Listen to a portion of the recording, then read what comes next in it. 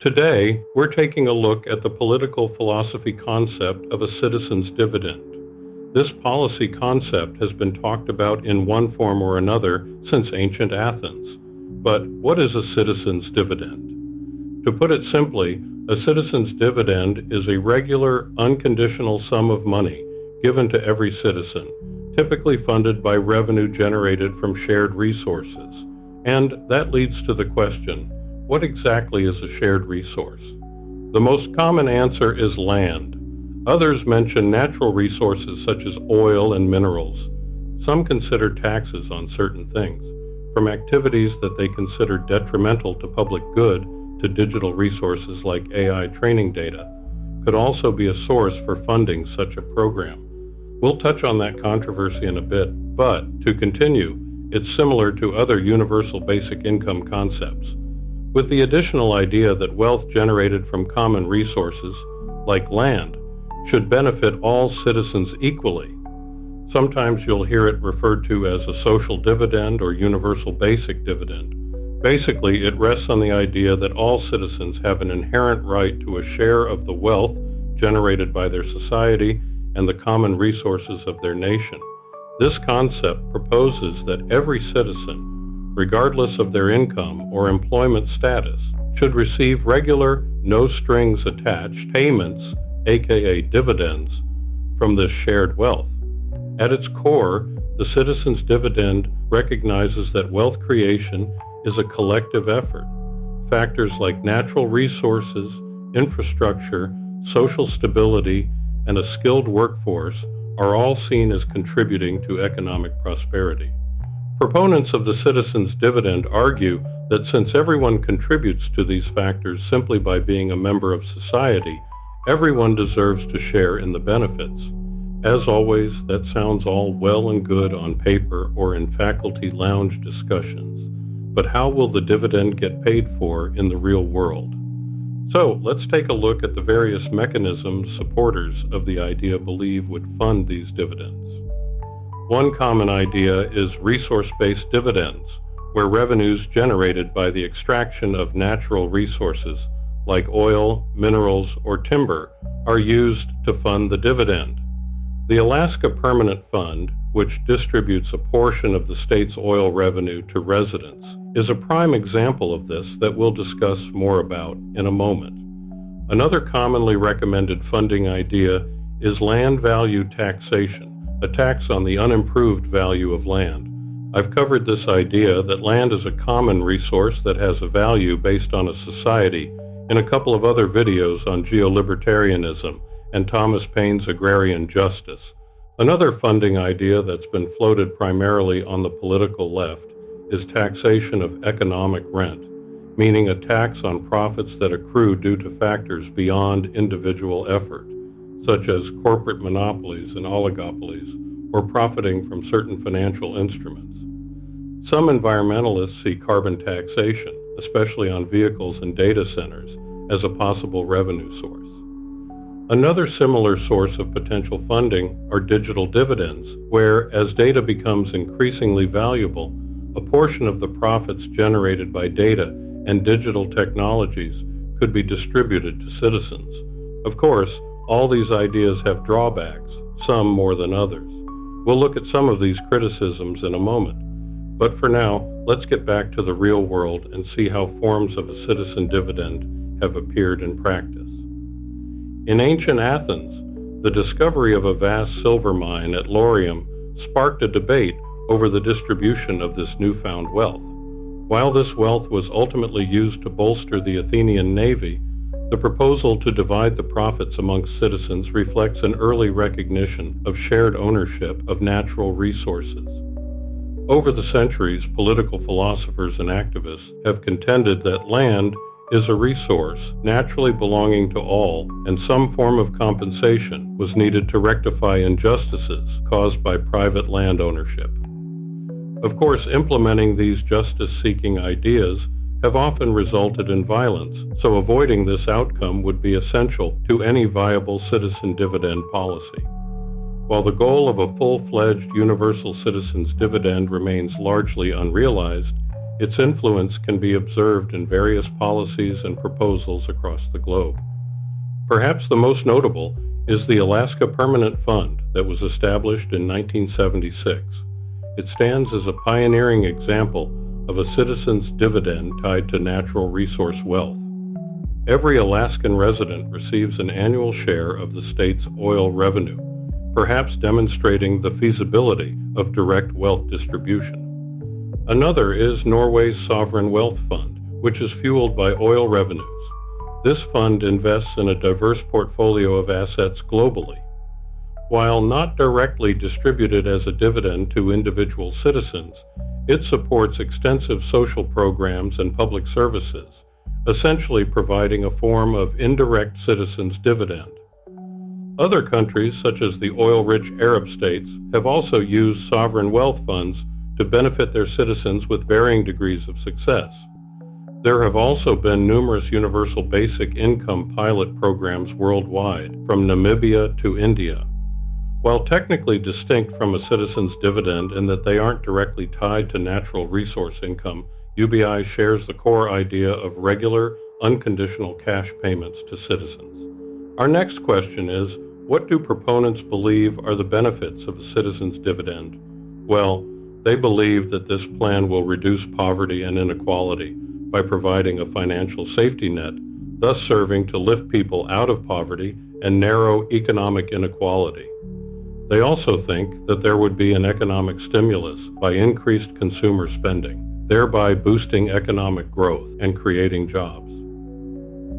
Libertarian proponents contend that citizens' dividends would also increase individual freedom, since having a guaranteed income would allow individuals to pursue education, entrepreneurship, or caregiving without fear of financial hardship.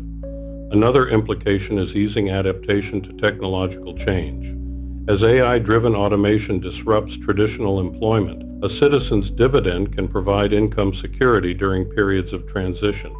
Lastly, supporters believe that such plans would create a strengthened sense of shared ownership. It is thought that if citizens benefit directly from their nation's wealth, they may feel more invested in their society. Of course, there are significant criticisms of the citizen's dividend concept. Let's look at a few. The elephant in the room of these plans is fiscal sustainability. Implementing a substantial enough dividend to make a difference would require significant public support, including necessary tax reforms. Tax and public fund distribution policies are often tricky politically. Achieving this at a national scale may be nearly impossible for most countries. One thing that seems to be the fly in the ointment for these plans is the volatility of depending on a single natural resource, such as oil. So the big question here is, how do you fund something this big sustainably? Supporters contend that investment diversification is a key element, although critics quickly point out that such plans have historically been plagued by corruption. Along the same lines, designing an equitable and efficient system for distributing the dividend while ensuring transparency and accountability presents significant, perhaps insurmountable, logistical challenges. Another concern critics express is the impact on labor markets. They're worried that a citizen's dividend could discourage work effort and lead to a reduction in labor force participation. However, supporters point to evidence from basic income experiments suggesting that these effects may be minimal and that the dividend can actually encourage entrepreneurship and self-employment. Another major negative pointed out by critics is that increased consumer demand without a corresponding increase in production could drive inflation. To make their point, they mention how pandemic-related cash payments drove up inflation to highs not seen in decades. However, proponents point out that the pandemic stimulus payments were a one-time black swan event and not indicative of normal economic behaviors. They think that a citizen's dividend could be implemented alongside other policies aimed at controlling inflation, such as monetary policy adjustments by central banks. Some also suggest that a stronger progressive taxation system would help offset any potential inflationary pressures by ensuring that those who benefit most from economic growth contribute their fair share. Of course, heavy taxation will have considerable political opposition. Another thing that critics point out is that unconditional cash payments can challenge deeply ingrained societal norms around work and deservingness. Supporters believe this can be overcome with education and having a system that meets transparency and accountability milestones. As I mentioned earlier, some supporters see adding taxes that target specific industries and behaviors as a funding source. This is, of course, very controversial. High tax rates on specific activities typically discourage investment and innovation in those sectors, potentially hindering economic growth as well as creating market distortions and inefficient allocation of resources. Also, singling out specific industries or activities for taxation can be perceived as unfair, potentially targeted towards the political opposition. Critics also point out that designing and implementing a new tax system is almost always complex and costly, requiring significant administrative resources and expertise.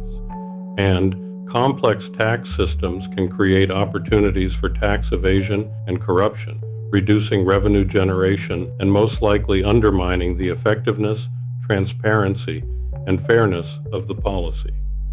Supporters of the taxes as a resource idea respond to this criticism by suggesting that such taxes would need to be broad rather than narrowly based and have strong regulatory controls to prevent negative outcomes. In spite of these significant criticisms, interest in citizens' dividend and similar basic income proposals have increased in recent years, primarily due to the rise of the digital economy via automation and artificial intelligence. Some have suggested that a portion of the value generated by data, algorithms, and online platforms be returned to citizens, recognizing the collective ownership of these increasingly crucial and immensely valuable resources. Even some prominent figures in the tech industry, such as Elon Musk, have suggested forms of universal basic income as a potential solution to address future job displacement due to technology. As supporters see it, while individual data points typically have limited value, their aggregation into massive data sets is what fuels the AI revolution. They view this aggregate value as a product of collective participation, not solely individual contributions, and therefore should benefit everyone. They also point out that the Internet's public infrastructure and social interaction is what enables this data collection, thus blurring the lines between individual and collective ownership of data. Because of this, as well as publicly funded AI research, they think that this should be considered a societal product, thus suggesting a societal stake in the outcomes and benefits of AI. Others note that AI technologies will have far-reaching social impacts affecting employment, privacy, and even the very fabric of human interaction, thus necessitating a broader consideration of how the benefits and risks of AI are distributed across society. Some proponents of a data dividend argue that individuals should be compensated for the value generated by their data. This could take various forms, such as direct payments, data ownership rights, or investments in public goods funded by data-driven revenue. Others have suggested taxing AI and data-driven businesses that profit significantly from these technologies. Of course, the criticisms that apply to traditional natural resource-based citizens' dividend plans also apply to the digital dividend idea. So, what do you think of the citizens' dividend concept? Good idea or bad idea? How would such a system where you received a monthly dividend help you? Or do you think that the value of such a dividend would be lost to inflation and reduced economic opportunities? Bottom line, do you think a dividend system would help or hurt you personally? Let me know what you think about a citizen's dividend in the comments, and feel free to suggest any philosophical topics you would like me to discuss in future episodes. I'm leaning towards political philosophy topics since they seem to generate the most interest, but let me know what you think.